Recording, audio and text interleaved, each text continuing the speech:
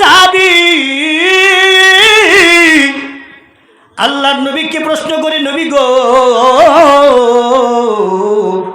ও আল্লাহর পয়গম্বর, আমার সাথী সঙ্গী বন্ধু যারা আছে, বন্ধু বান্ধব, আমার সাহচর্যের ভিতরে কার সাথে সুন্দর আচরণ করব, সুন্দর ব্যবহার করব? নবী বলেন, ক্বালা উম্মুকা, তুমি তোমার মায়ের সাথে সুন্দর আচরণ করবা। সাহাবী আবার জিজ্ঞাসা, ক্বালা সুম্মা মান, অতঃপর কার সাথে সুন্দর আচরণ করব? নবী বলেন, ক্বালা উম্মুকা। কয়বার হইছে? দুইবার। সাহাবী আবার জিজ্ঞাসা, ক্বালা সুম্মা মান, নবী গো, কার সাথে সুন্দর আচরণ করব, সুন্দর ব্যবহার করব গো নবী? আল্লাহর পয়গম্বর আবার বলেন, ক্বালা উম্মুকা, তারপরে তুমি তোমার মায়ের সাথে সুন্দর আচরণ করবা। কয়বার কইছে? নবীজি তিনবার বলছেন। ওয়াফি রিওয়ায়াতিন, আরেকটা বর্ণনায় এই হাদিসটা আরো পুঙ্খান্ন আছে। তারপরে সাহাবী আবার জিজ্ঞেস, নবী গো, ক্বালা সুম্মা মান, তারপরে কার সাথে সুন্দর আচরণ করব? নবী বলেন, ক্বালা আবুকা, তুমি তোমার বাবার সাথে সুন্দর আচরণ করবা। সাহাবী আবার জিজ্ঞেস, ক্বালা সুম্মা মান, তারপরে কার সাথে সুন্দর আচরণ করব? পঞ্চমবার, পাঁচবারের মাথায় সাহাবী যায় যখন জিজ্ঞাসা করছে, আল্লাহর পয়গম্বর ডাক দিয়ে বলেন, সুম্মা আদনাকা, সুম্মা আদনাকা, তোমরা তোমার নিকট আত্মীয় যারা আছে, আত্মীয় স্বজন প্রতিবেশী যারা আছে, তাদের সাথেও সুন্দর আচরণ করবা। তাহলে একেবারে সুন্দর করে আল্লাহ রসুল পায়ে টু পায়ে বলে দিছেন সুন্দর আচরণ কেন করব। পয়গম্বর হাদিসের মধ্যে বলেন, ক্বালা মা মিন ওয়ালাদিন বারিন ইয়ানজুরু ইলা ওয়ালিদাইহি নাযরাতা রাহমাতিন ইল্লা কাতাবাল্লাহু লাহু বিকুল্লি নাযরাতিন হাজ্জাতান মাবরুরা। ক্বালু ওয়া ইন নাযরা কুল্লা ইয়াউমিন মিআতা মাররা। ক্বালা নাআম। আল্লাহু আকবার ওয়া আতয়াবু। হযরত ইবনে আব্বাস রাদিয়াল্লাহু তাআলা আনহু এবং হযরত আবু হুরায়রা রাদিয়াল্লাহু তাআলা আনহু হাদিসটা বর্ণনা করেছেন। কিন্তু আপনাদের সামনে যে হাদিসটা পড়তেছি, এই হাদিসটা হযরত আব্দুল্লাহ ইবনে আব্বাস রাদিয়াল্লাহু তাআলা আনহু বলেন, ক্বালা মা মিন ওয়ালাদিন বারিন ইয়ানজুরু ইলা ওয়ালিদাইহি, কোন সন্তান যদি আব্বা আম্মার প্রতি সদ আচরণের দৃষ্টিতে তাকায়, সুন্দর দৃষ্টিতে তাকায়, দয়া মায়ার দৃষ্টিতে তাকায়, নাযরাতা হাজ্জাতান মাবরুরা, যখন কোনো দয়া মায়ার দৃষ্টিতে সন্তান আব্বা আম্মার প্রতি তাকায়, যে আব্বা আম্মার চেহারা ভাঙ্গা গেছে, শরীর থেকে দুর্গন্ধ বের হয়, পান খাইলে গাল বায়া বায়া পিক পরে, তারপরে নাক দিয়া ময়লা পড়ে, চোখ দিয়া কেতুর বায়া বায়া পড়ে, এগুলো যদি পরিষ্কার পরিচ্ছন্ন করে দেয় আর দয়া মায়ার দৃষ্টিতে তাকায়, পয়গম্বর বলেন, সাহাবীরা রে,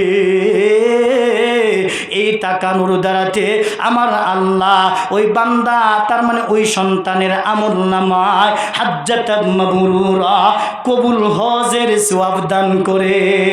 সুবহানাল্লাহ। যদি খালি বাংলা কইতাম আপনারা কইতেন, হুজুর কতক্ষণ কিচ্ছা কাহিনী কয়ে গেল গা। প্রমাণ, যখন কোনো আল্লাহর বান্দা মা বাবার প্রতি দয়া মায়ার দৃষ্টি দিয়া তাকায়, রহমতের দৃষ্টি দিয়া তাকায়, তখন আল্লাহ কি বলতেছেন? আল্লাহ তাআলা রসুল হাদিসের মধ্যে বলতেছেন, তার আমল নামায় হাজ্জাতান মাবরুরা, কবুল হজের সওয়াব দেয়। যেই হজ করলে আল্লাহ কবুল করে নেয়, এমন হজের সওয়াব আল্লাহ তাআলা বান্দার আমল নামায় দান করে। সুবহানাল্লাহ বলেন। সাহাবী আবার জিজ্ঞেস, নবী গো, ক্বালা ওয়া ইন্না কুল্লা মিআতা মাররা, আমি যদি আমার আব্বা আম্মার প্রতি 100 দয়া মায়ার দৃষ্টি দিয়ে তাকায়, 100 বার তাকায়, তাহলে আমার আমল নামায় 100 কবুল হজের সওয়াব হবে নি? রসুল বলেন, ক্বালা নাআম, হ্যাঁ হ্যাঁ হবে, 100 কবুল হজেরই সওয়াব হবে, কারণ আল্লাহ পুত পবিত্র, আল্লাহ মহান। সুবহানাল্লাহ বলেন। এই জন্য আব্বা আম্মার দোয়া, এই জন্য আব্বা আম্মার খেদমত করা দরকার আছে না নাই? আরো জোরে বলেন, আছে না নাই? মায়ের দোয়া লও হে মুমিন, মায়ের দোয়া লও, বিপদে পড়বে না তুমি যখন যেথায় যাও, বিপদে পড়বে না তুমি যখন যেথায় যাও, মায়ের দোয়া লও হে মুমিন, মায়ের দোয়া লও, মায়ের দোয়া লও হে মুমিন, মায়ের দোয়া লও, নিজে নিজে মনে করো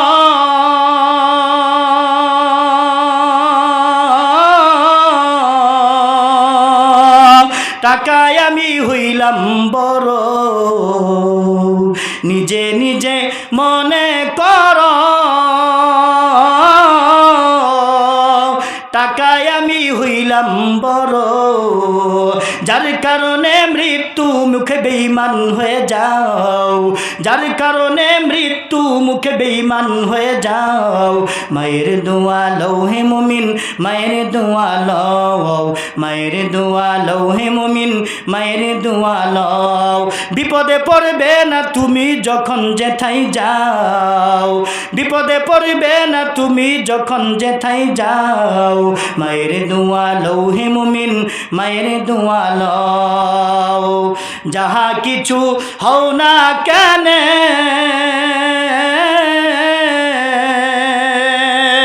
সবই তো মায়ের দোয়া বিনে, যাহা কিছু হও না কেন সবই তো মায়ের দোয়া বিনে। বাস্তবে না বুইজা মনে কইরো না যে ফাও, বাস্তবে না বুইজা মনে কইরো না যে ফাও। মায়ের দোয়া লও হে মুমিন, মায়ের দোয়া লও, মায়ের দোয়া লও হে মুমিন, মায়ের দোয়া লও। একটি গেলাস পানির ফলে বাইজিদের কুলে তুলে, হাত তুলে মা বলে বাইজিদকে ওলি বানাও, হাত তুলে মা বলে বাইজিদকে ওলি বানাও। মায়ের দোয়া লও হে মুমিন, মায়ের দোয়া লও, যার কারণে বাইজিদেরই নাম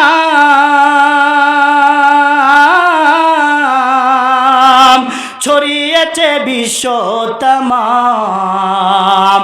ছোট্ট শিশু বাইজিদেরই মতো সবাই হও, ছোট্ট শিশু বাইজিদেরই মতো সবাই হও। মায়ের দোয়া লও হে মুমিন, মায়ের দোয়া লও, মায়ের দোয়া লও হে মুমিন, মায়ের দোয়া লও। বিপদে পড়বে না তুমি যখন যেথায় যাও, বিপদে পড়বে না তুমি যখন যেথায় যাও। মায়ের দোয়া লও হে মুমিন, মায়ের দোয়া লও। ঠিক কিনা? মায়ের দোয়ার বদৌলতে আল্লাহর ওলি বাইজিদ মুস্তামি রহমতুল্লাহি আলাইকে আল্লাহর ওলি বানাইছে। সুবহানাল্লাহ বলেন। ঘটনাটা আপনারা শুনছেন। ছোট্ট বাইজিদ মুস্তাবি রহমতুল্লাহি আলাইকে আম্মা কইছিলেন, বাবা রে আমার পানি পিপাসা লাগছে। ঘুম থেকে জাগ্রত হইয়া তখন পানি আনার জন্য যখন মশকে বা কলসের মধ্যে গেছে, যায়া দেখে পানি নাই। এদিক দিয়া পানি তালাশ করার জন্য দূরে চলে গেছে। ওইখান থেকে আয়সা দেখে আম্মা ঘুমায় গেছে। শিওরের কাছে, শীতানের কাছে। এখন তো স্কুল কলেজ ভার্সিটির বই পুস্তকের কী অবস্থা, এ সকল সুন্দর সুন্দর গল্প কবিতা থাকতো না ক্লাস 4-এ, ক্লাস 5-এ, ক্লাস 6-এ, 7-এ এগুলো গল্প থাকতো না কবিতাটা আসিল না, এখন কিন্তু নাই। চিন্তা করে দেখেন কি সুন্দর সুন্দর কবিতা ছিল, আর কি সুন্দর সুন্দর কবিতা পড়ে আমাদের দেশের সন্তানগুলো সুন্দর আখলাক ব্যবহার জানতো, আব্বা আম্মার খেদমত সম্পর্কে জানতো। আর এখন গরুর রচনা, বিভিন্ন গল্প কাহিনী ভিতরে ঢুকাই দিছে। কথা ঠিক কিনা? জুড়ে বলেন। হিন্দুদের গল্প, হিন্দুদের পদ্য, গল্প, ছন্দ যা কিছু আছে সব বাংলা বইয়ের ভিতরে আছে না নাই? অথচ আমাদের স্কুলে কত সুন্দর ঘটনা, কত সুন্দর গল্প, কত সুন্দর কবিতা থাকতো। বাইজিদ মুস্তামির কবিতা থাকতো, আল্লামা শেখ সাদির গল্প কবিতা থাকতো, আর বাদশাহ আলমগীরের গল্প কবিতা থাকতো। তো কথা ঠিক কিনা? এখন কি আছে? এখন নাই, দিন দিন বিলুপ্ত হয়ে যেতেছে। পরে আয়া দেখে বাইজিদ মুস্তামি রহমতুল্লাহ আলাই আম্মা ঘুমায় গেছে। কি করছে? এই শিওরের কাছে, মাতার কাছে, শীতানের কাছে সারা রাত দাঁড়ায় রয়েছে পানির কি গ্লাস হাতে লইয়া। তারপরে সকালবেলা যখন আজান দিছে, আজানের পরে আম্মার ঘুম ভাঙছে, ভাঙ্গা দেখে সন্তান সারা রাত শীতানের কাছে পানির বোতল নিয়ে, অর্থাৎ পানির গ্লাসটা নিয়ে দাঁড়ায় রয়েছে। এই অবস্থা দেখা পানি না খায়াই আল্লাহর কাছে হাত তুলে মোনাজাত করছে সকালবেলা। এজন্য সুবহানাল্লাহি বিহামদিহি, সুবহানাল্লাহিল আযীম ওয়া বিহামদিহি লা হাওলা ওয়ালা কুওয়াতা ইল্লা বিল্লাহিল আলিয়্যিল আযীম, লা ইলাহা ইল্লাল্লাহু ওয়াহদাহু লা শারীকা লাহু, লাহুল মুলকু ওয়া লাহুল হামদু ইহয়ি ওয়া ইউমীতু বিয়াদিল খায়রু ওয়া আলা কুল্লি শাইইন قدير ربي اغفر لي وارحمني وعافني واهدني وارزقني من غير حول مني ولا قوة। যখনই ঘুম ভাঙবে, ঘুম ভাঙার সাথে সাথে ঘুম ভাঙার দোয়া পড়বেন, আলহামদুলিল্লাহিল্লাযী আলহামদুলিল্লাহিল্লাযী আহইয়ানা বা'দা মা আমাতানা ওয়া ইলাইহিন নুশুর। এই দোয়াগুলো পড়ে, যে এই দোয়াগুলো পড়বেন, এই দোয়া পড়ে আল্লাহর যে কোনো বান্দা যে দোয়া করবে, দোয়া করতে দিলে আল্লাহ ওই দোয়াই কবুল করবে। সুবহানাল্লাহ, সুবহানাল্লাহ। দোয়া করছে, আল্লাহ কইছে, আল্লাহ গো, আল্লাহর কাছে মোবাইল করছে আর কি, টেলিফোন করছে গো, আল্লাহরে বলছে, আল্লাহ আমার সন্তান কি কষ্টই না করছে, সারা রাত ঘুমাইছে না, আল্লাহ আমি দোয়া করতেছি আমার সন্তানের জগৎ বিখ্যাত আল্লাহর ওলি বানায় দাও। সুবহানাল্লাহ বলেন। সেই বাইজিদ মুস্তাফির খানকা অর্থাৎ রোজা আমাদের বাংলাদেশেই আছে, আমাদের বাংলাদেশে আছে। তো এই জন্য আল্লাহর পিতা মাতার খেদমতের কারণে কি হওয়া যায়, আল্লাহর ওলি হওয়া যায়। সর্বশেষ আরেকটা হাদিস বলেই আলোচনা শেষের দিকে ইতি টানবো ইনশাআল্লাহ। আল্লাহর রসুলের দুধ মা ছিল না, ছিল না? মায়ের নাম কি? হালিমাতুস সাদিয়া। সাদ গোত্রের একজন নারী ছিলেন, মহিলা ছিলেন, নাম ছিল কি? হালিমাতুস সাদিয়া। আল্লাহর রসুলের যে ভাষা এত সুন্দর হওয়ার কারণ হলো ওই যে সাদ গোত্রের যে লোকগুলো ছিল তাদের ভাষা ছিল সুন্দর, আর আল্লাহ রসুল ভাষা হালিমাতুস সাদিয়ার কাছ থেকেই শিখছেন। এই জন্য রসুলের ভাষা সুন্দর, চমৎকার। আরবের মধ্যে রসুলের চাইতে সুন্দর ভাষায় আর কেউ কথা বলতো না। সুবহানাল্লাহ বলেন। রসুলের ভাষা শুনে সবাই পাগল হয়ে যেত, কথা শুনে সবাই পাগল হয়ে যেত। কিরে মুহাম্মদ এত সুন্দর কথা কেমনে বলে? কারণ আম্মাই শিখাইছে। এই জন্য মানুষের ভাষা হলো মাতৃভাষা, বাংলা আমাদের, অর্থাৎ মায়ের ভাষা যেহেতু শিখছে, মার ভাষা যদি সুন্দর হয় তাহলে সন্তানের ভাষাও সুন্দর হবে। মায়ের আখলাক যদি সুন্দর হয় সন্তানের আখলাকও সুন্দর হবে। মা যদি সন্তান পেটে আসে বেশি বেশি মিষ্টি খায় তাহলে সন্তান দুনিয়াতে ভূমিষ্ঠ হইয়া বেশি বেশি মিষ্টি খাইব। মা যদি দুনিয়ার অর্থাৎ সন্তান পেটে লইয়া বেশি বেশি সিনেমা হল দেখে, নায়ক অর্থাৎ নায়িকাদের সিনেমা দেখে, থিয়েটার ভিডিও দেখে, নাটক ফাটক দেখে, তাহলে ওই সন্তানও ওই রকম নেশাওয়ালাই হবে। আর যদি মা যদি সন্তানকে পেটে ধারণ করে আল্লাহর কালাম কোরআনে কারীম তেলাওয়াত করে 5 ওয়াক্ত নামাজ আদায় করে, তাহলে আশা করা যায় ওই সন্তান আল্লাহর ওলি হবে, নতুবা আলেম উলামা হবে, হাফেজে কোরআন হবে, কারি হবে। সুবহানাল্লাহ বলেন। এই জন্য মা যা করবে পেটে ধারণ করিয়া সন্তান ওই রকমই হবে। রে মা তুমি খুব খেয়াল করে শোনো, তুমি তোমার বাচ্চা যখন পেটে আসবে আল্লাহর ইবাদত বেশি বেশি করবা, আর হালাল খাদ্য বেশি বেশি খাইবা। হালাল খাদ্য যখন খাইবা ওই হালাল খাদ্য দিয়া সন্তান যখন জন্ম হবে ওই সন্তান হবে হালাল, আর হারাম খাদ্য খায়া যখন সন্তান জন্ম দিবা এরা হবে হারাম, এরা হবে হারাম জাদা। কথা ঠিক কিনা জোরে বলেন। এজন্য হালাল জাদা হবে, হালাল জাদা হবে হালাল খাদ্য খায়া যখন সন্তান জন্ম দিবা। একটা মানুষের শরীরে যে রক্ত আছে, রক্ত ব্লাড আছে, এই ব্লাড 40 দিন 4 মাস পর্যন্ত এটাই থাকে। চিকিৎসা বিজ্ঞানী বলতেছেন 4 মাস পর্যন্ত এই রক্তই থাকে। 4 মাস পরে যায়া ওই রক্ত পরিবর্তন হয়, আবার নতুন রক্ত হয়। এখন যদি হারাম খাদ্য খায় তাহলে ওই রক্ত কি? হারাম। এই 4 মাসের ভিতরে যদি সন্তান জন্ম দেয় তাহলে ওই সন্তান থেকে 40 ফোঁটা 70 ফোঁটা রক্ত থেকে আল্লাহ 1 ফোঁটা নাপাক পানি নুতফা বানায়, আর ওই নুতফা থেকে সন্তান তৈরি হয়। আর ওই হারাম রক্ত থেকে যদি সন্তান তৈরি হয় তাহলে ওই সন্তান কি হালাল হবে? হালাল হবে হারাম সন্তান। তাহলে এই হারাম সন্তান কোনো দিনও আল্লাহওয়ালা হবে না। এরা কোরআন হাদিসের বিরোধিতা করবে, ওলামায়ে কেরামের বিরোধিতা করবে, মসজিদ মাদ্রাসার বিরোধিতা করবে, দাওয়াতে তাবলীগের বিরোধিতা করবে। কথা ঠিক কিনা? এই জন্য হালাল সন্তান যদি জন্ম দিতে চাও আগের থেকে হালালে হালালে পরিবর্তন করো। সাদ গোত্রের রমণী হালিমাতুস সাদিয়া রাদিয়াল্লাহু তাআলা আনহা, আল্লাহর রসুল মদিনাতুল মুনাওয়ারা বা মক্কার মধ্যে একটা জায়গা, অর্থাৎ আরবের মধ্যে এক কথায় আরবের মধ্যে একটা জায়গা আছে, যেই জায়গার নাম হলো জি'রানা। জায়গার নাম কি? ইউকাসসিমু লাহমান বিল জি'রানাতি। হযরত তুফাইল রাদিয়াল্লাহু তাআলা আনহু হাদিসটা বর্ণনা করতেছেন। উনি বলেন আমরা কিছু সাহাবী আল্লাহর রসুলকে নিয়ে ইউকাসসিমু লাহমান বিল জি'রানাতি, ওই জি'রানা নামক স্থানের মধ্যে বসিয়া গোশত বন্টন করতেছি। কি করতেছে? ইউকাসসিমু লাহমা, গোশত বন্টন করতেছে বা গোশত কাটতেছে। এমন সময় ইয আকবালাত ইমরাতুন, এমন সময় একজন নারী, তখনই আমরা দেখতে পারলাম একজন মহিলা আসতেছে। আর হাত্তা দানাত ইলান নবীজি সাল্লাল্লাহু আলাইহি ওয়াসাল্লাম। সুবহানাল্লাহ বলেন। আল্লাহর রাসূল ওই মহিলার দিকে আগায়া গেছে, আগায়া যাইয়া ওই মহিলাকে সুন্দর করে ধরছে, যাইয়া বলতেছে আম্মা কেমন আছেন? সুবহানাল্লাহ বলেন। কি কইছে? আম্মা কেমন আছেন? সুন্দর করে দরিয়া তখন আল্লাহর রসুল যেখানে গোশত বন্টন করতেছে ওই দিকে নিয়ে আসতেছে।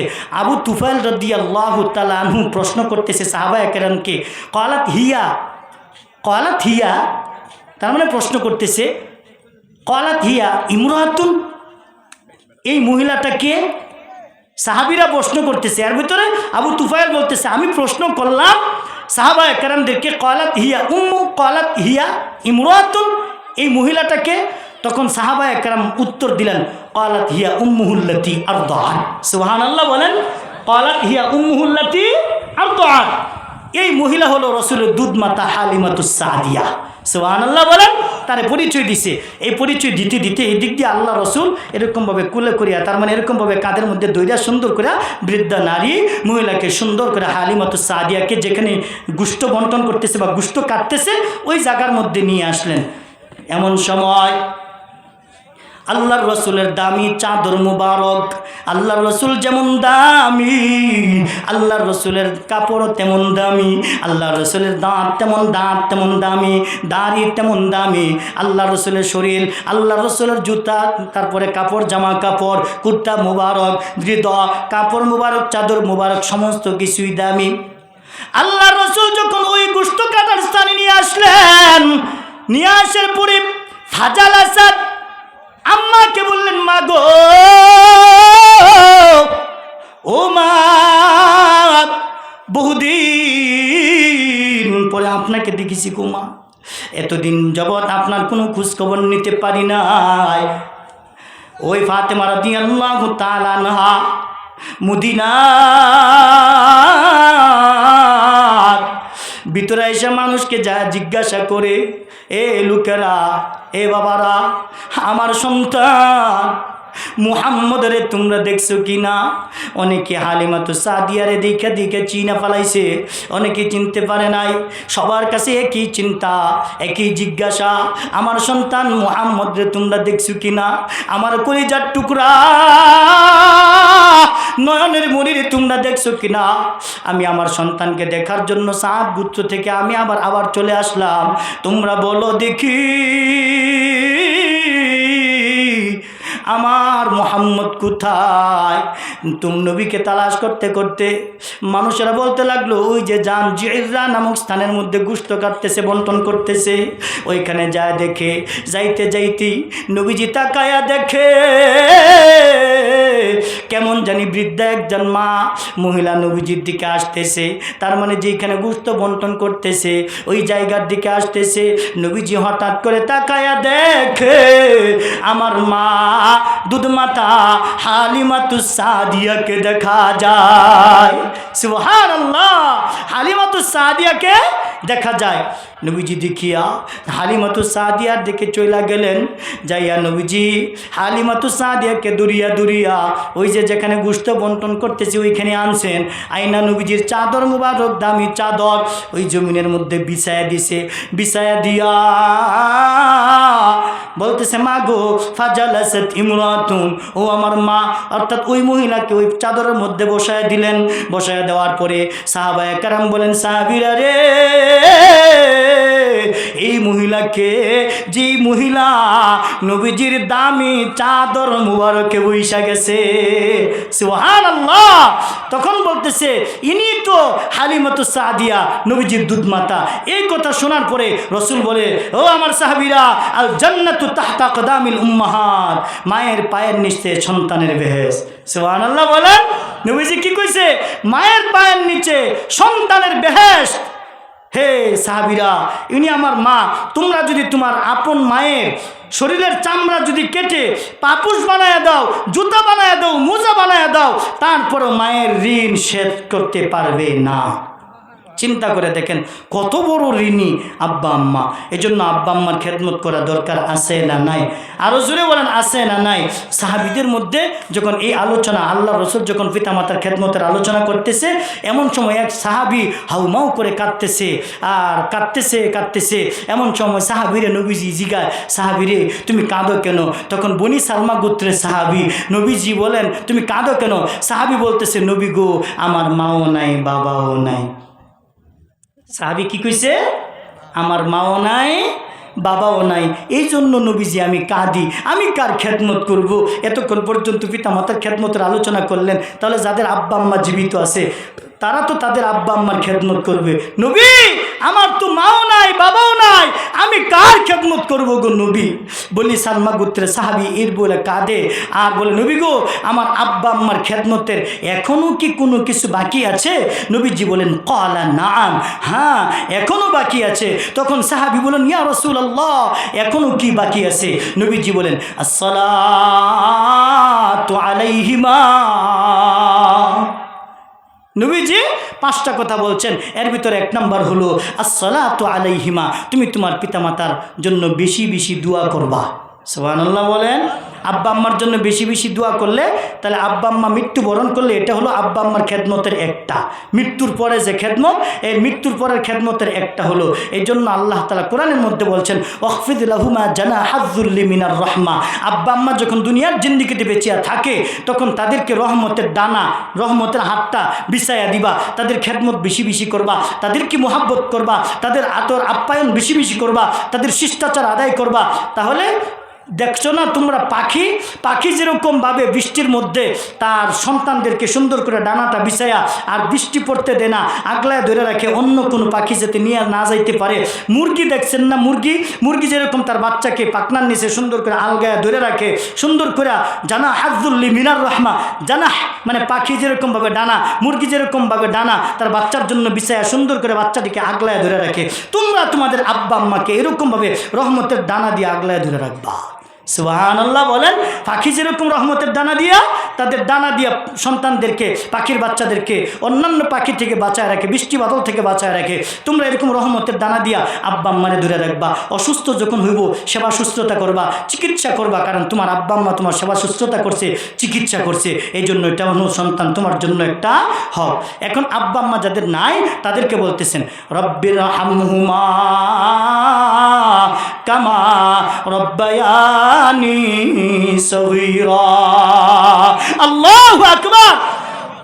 আল্লাহ শিখাইয়া দিছে দোয়া কোরআনের মধ্যে, সূরা বানী ইসরাঈলের মধ্যে আছে 15 নম্বর পারা 3 নম্বর পৃষ্ঠার মধ্যে মাঝখানে, রব্বির হামহুমা কামা রব্বায়ানি সগীরা। তুমি তোমার পিতামাতার জন্য আল্লাহর কাছে বলবা, হে আমার রব, আমার পিতামাতার উপরে তুমি রহম করো, দয়া করো, কামা রব্বায়ানি সগীরা। আমার আব্বা আম্মা যেমনিভাবে আমি যখন ছোট ছিলাম, আমার আব্বা আম্মা যেরকমভাবে দয়ার করলে, স্নেহের করলে, দয়া মায়া করিয়া, মোহাব্বত করিয়া, আদর করিয়া, ভালোবাসা যেরকমভাবে আমাকে লালন পালন করছে গো আল্লাহ, তোমার কুলে দিয়া দিছি আমার মায়ের, আমার বাপের, আল্লাহ কবরে তুমি আমার আব্বা আম্মারে ওই রকমভাবে দয়া মায়ার কোলে লালিত পালিত করিও আল্লাহ। সুবহানাল্লাহ বলেন। আসসালাতু আলাইহিমা, এই বলে দোয়া করা। আরেকটা হাদিস আছে, আল্লাহ রাসূল বলেন, মানুষ যখন ইন্তেকাল করে, ইদা মাতাল ইনসানু কতা আনহু আমালাহু, এই হাদিসটার কথা বলেই শেষ করে দিব। মানুষ যখন ইন্তেকাল করে, মানুষের সমস্ত আমলের দরজা বন্ধ হয়ে যায়, ইল্লা মিন সালাত, 3টা ছাড়া। কয়টা ছাড়া? ইল্লা মিন সালাত, 3টা আমল ছাড়া সমস্ত আমলের দরজা বন্ধ। 3টা আমলের মধ্যে একটা হলো আও সাদাকাতান জারিয়া। এখন যাদের আব্বা আম্মা নাই, যাদের আব্বা আম্মা ইন্তেকাল করছেন, তাদের জন্য দোয়া করা আর কিছু কিছু দান করা। কথা ঠিক কিনা? জোরে বলেন। এই আব্বা আম্মা আপনার আমার জন্য সম্পদগুলো রেখে গেছে, অর্থ সম্পদ, টাকা পয়সা, বিটা বাড়ি, জায়গা জমি, ক্ষেত খামার, ফসলাদি, জমা জমি, গাছপালা, বৃক্ষ, তরুলতা সব কিছু রেখে গেছে। আব্বা আম্মা তো কবরে নিয়ে গেছে না, আব্বা আম্মা তো 3.5 হাত কবরের নিচে আছে। এখন আব্বা আম্মা ওই যে কবরের নিচে থেকে, কবরের থেকে আপনাদেরকে আমাদেরকে তাকায় দেখতেছে। এখন আপনি আমি আব্বা আম্মার জন্য কি খেদমত করতেছি, কি দান করতেছি, তাদের জন্য কি ব্যবস্থা করতেছি, এই ব্যবস্থাপনা, দান, খয়রাত, এগুলো তারা, তাদের রূহগুলো আমাদেরকে দেখতেছেন। ই আমানত চন্দে রোজে নজদে মাস, ই আমানত চন্দে রোজে নজদে মাস, দর হकीकत মালিক হর শৈ খুদাস, দর হकीकत মালিক হর শৈ খুদাস। কবি বলেন, এই যে মাল সম্পদ, ধন দৌলত, যন্ত্র যা কিছু আছে, যন্ত্রফন্ত্র যা আছে, সব কিছু দুনিয়াতে তো আমাদের আব্বা আম্মা সব কিছু রেখে গেছে। এখন আব্বা আম্মার জন্য কিছু খেদমত করা দরকার আছে না? তাদের জন্য একটু দান খয়রাত করা দরকার আছে না নাই? জোরে বলেন, দান খয়রাত করার দরকার আছে না নাই? এই যে আপনাদের এই মসজিদটা আছে, এই মসজিদটা ভাঙবে, ভাঙিয়া নতুন করে ফ্ল্যাট করবে, অর্থাৎ বিল্ডিং করবে। মানুষের বাড়িঘর কত সুন্দর দেখলাম, বিল্ডিং আছে, কত সুন্দর সুন্দর রং করা, মোজাইক করা, টাইলস করা, কত সুন্দর বাড়িঘর। এখন এই বাড়ির চাইতে মসজিদ যদি সুন্দর হয়, সুন্দর না হয়, আল্লাহর কাছে জবাব দিতে হবে। এজন্য মসজিদটাও যাতে সুন্দর হয়, আরও বড় সরে সুন্দর করে যাতে করে, এটা দরকার আছে না নাই? তাহলে এই মসজিদের জন্য, আল্লাহর জন্য, আল্লাহ রস্তে আব্বা আম্মার খেদমতের উদ্দেশ্যে আব্বা আম্মার রেখে যাওয়া সম্পদ আপনি আমি বুক করে খাইতেছি। আব্বা আম্মাকে যেন আল্লাহ তাআলা কবরের মধ্যে শান্তিতে রাখে, তাহলে ওই আব্বা আম্মার জন্য কিছু সন্তুষ্টির জন্য তাদের কিছু খেদমত দান খয়রাত করা দরকার আছে না নাই?